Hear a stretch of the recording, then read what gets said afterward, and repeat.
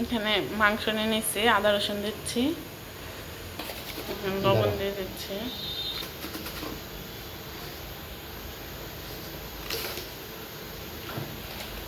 লবণ দিয়ে এখন মাখায় রাখছি এটা আদা রসুন আর লবণ।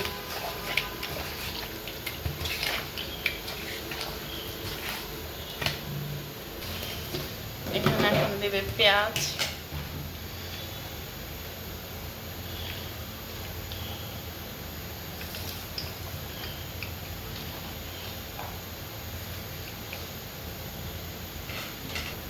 এখন একটু মাখিয়ে দিবে, একটু গরম মশলা দিবে, পেঁয়াজ তেজপাতা দিয়েছে,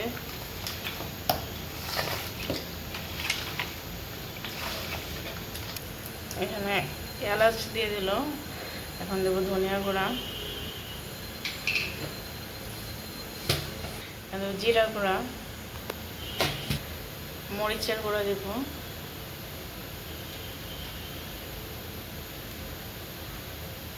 মরিচের গুঁড়া পানি পড়ার কারণে একটু ভিজা ভিজা হয়ে গেছে।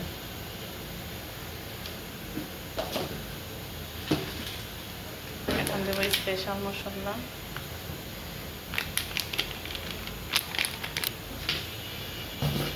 এখন দেবো একটু হলুদের গুঁড়া,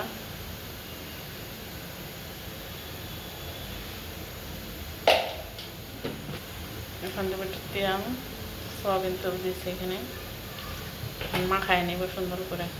এখন মাখিয়ে নিচ্ছি, এটা মাখিয়ে সুন্দর করে মাখিয়ে চুলায় বসিয়ে দেব। দারচিনি দিতে মনে নেই, এখন আবার একটু দারচিনি দিয়ে দিলাম, দারচিনি।